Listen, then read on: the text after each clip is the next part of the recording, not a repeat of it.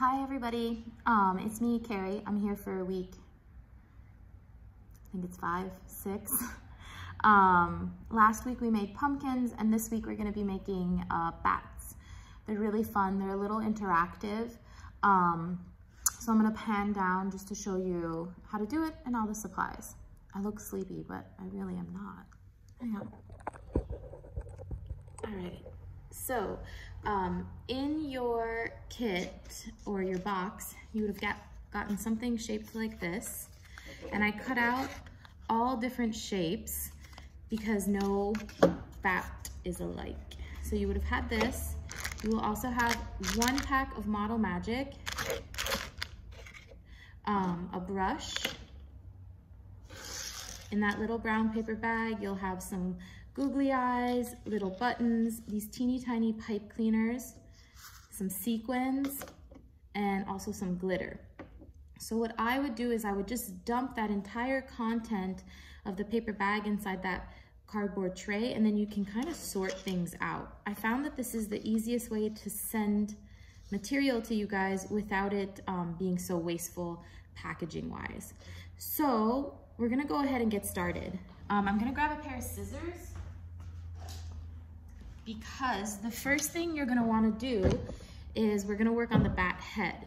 So I gave you 1 package for 2 friends. So you're going to have to cut that package in half for your students. And you guys have seen me do this multiple times in class. I just cut straight down the package, and then I give this entire content to my students because I want them to take it out by themselves, right? I want them to problem solve. Like, can I rip it? Can I pinch it out? Oh, I can pinch it out. Encourage them to pinch it out if that's how they figured it out. It might take them more time, but giving them that time, you're giving them time to figure it out and slow down. You can also encourage them to rip it. Sometimes I say, rip it, just like a birthday present.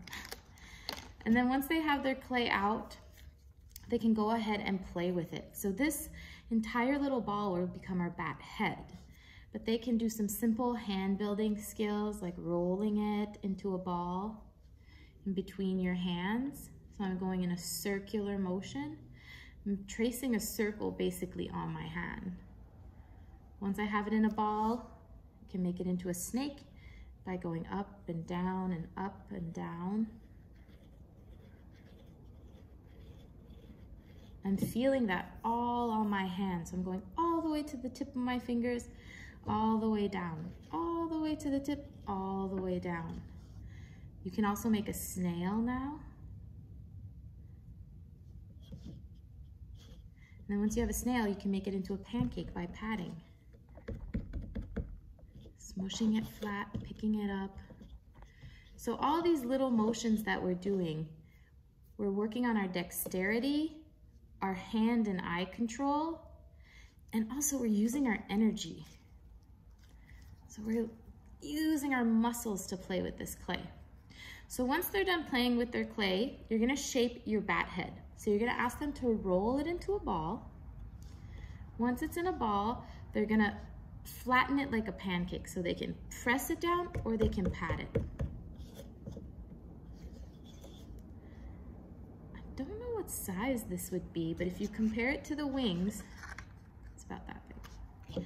Now, we're gonna shape our ears directly on our clay. So you're gonna take your Peter pointer and your thumb, and you're gonna pinch 2 ears.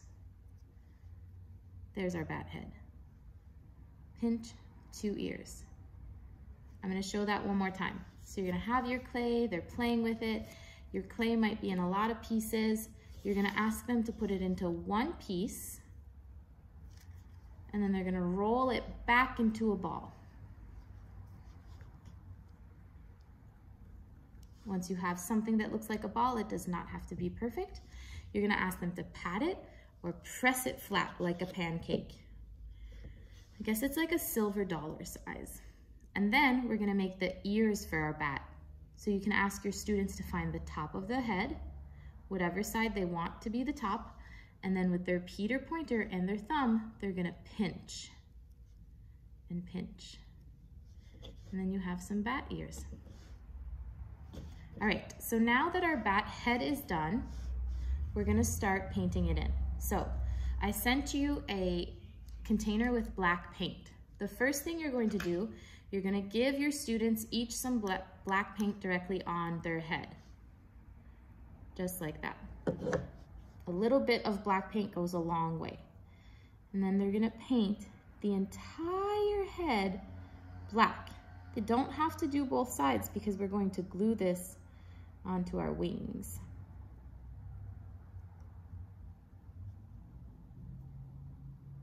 Just paint the entire head black. Just like that. Okay? Make sure you can still pick it up, move it around. Everything's washable, even though it's black. Sometimes it looks a little bit more intense than a colored paint, but it's same paints. We're gonna put our eyeballs on. So since my ears are there, my eyes are gonna go below my ears. And then this is our little mouth. So you guys can ask them to bend it. You can press that in right below the eyes. Oop, his smile's a little crooked. Get in there, buddy. Just like that. Then the little buttons you can add for a nose.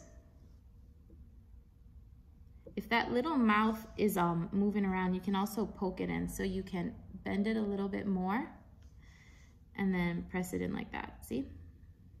It's probably the best way to do it. So there's our head.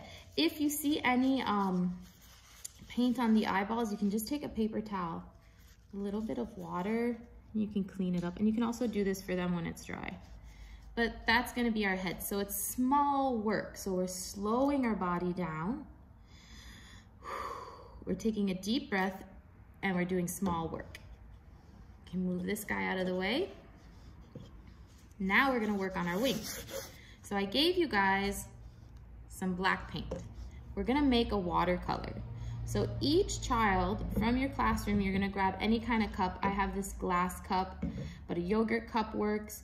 You can have 2 friends work together. And then you're gonna come around and you're gonna spoon some black paint into that water. And when the black paint hits the water, it's kind of magical. You can look it move around. I would say 1 big teaspoon is great. And then mix it up. Have them mix it up. Ask them what they see. What happens to the water? Did it get lighter or darker? What are we making? Well, you're making a watercolor. And watercolor is a thinner paint. It's a lighter paint, right? So now we're gonna have 2 shades of paint to paint with. We're gonna have our black paint, we're gonna have our watercolor and our black paint. Now the wings. So we have this kind of funny shape. I would call this an organic shape. I just kind of cut them out. But you're gonna go ahead and start painting your wings. You do not have to paint the back side where the sticker is. Just the front side again. So see how light the watercolor is?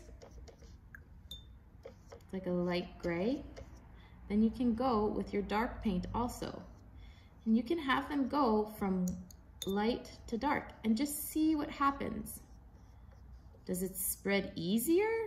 Is it harder to spread? Which part of my bat is darker?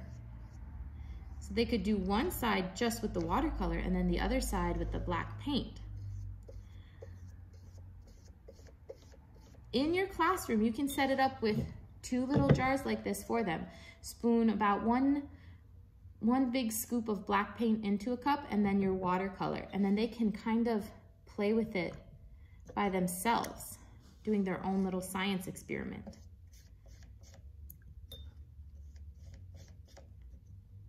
I like to use these glass jars. I find they're a little bit heavier set on the bottom for little friends.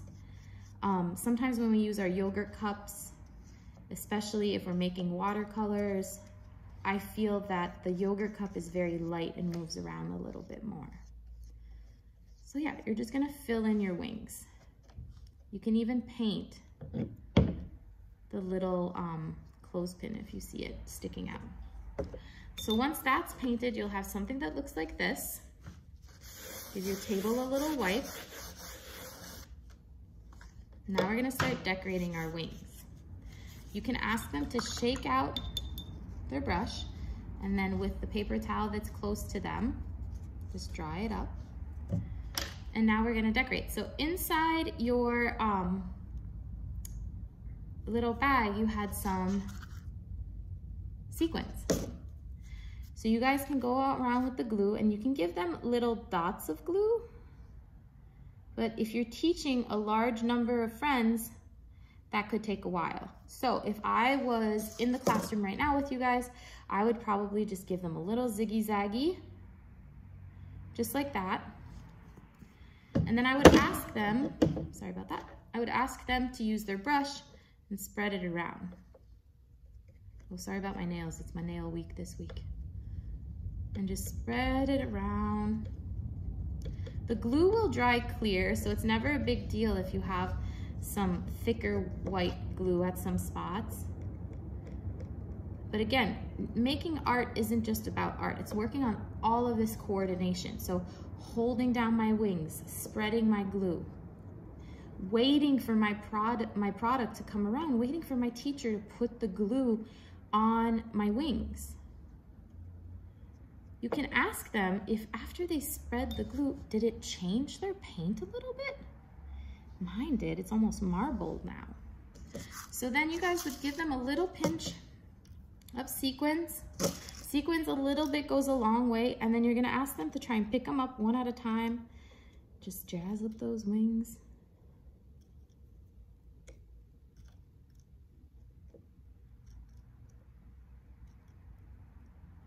Oops.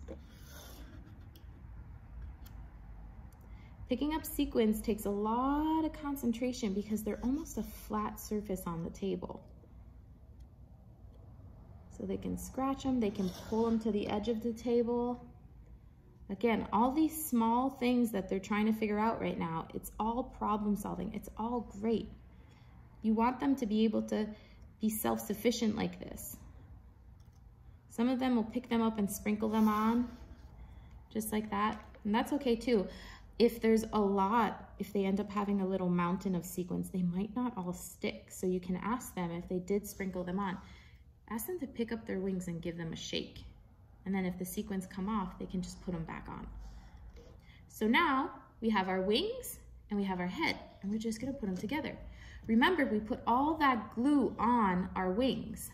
So we're just gonna take our head and then press them down with the eyes.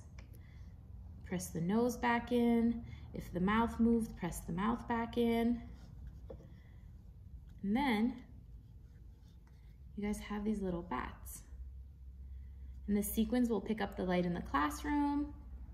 And I thought that these would be really fun because now you guys can clip them around your classroom. Once it's dry, you can just pinch. You see that? Open and pinch. And then you guys can pinch them around the classroom. You would have a little flying bat around. So thanks for your time today. I hope you guys enjoyed this project, and then I'll see you guys in the next video. Bye.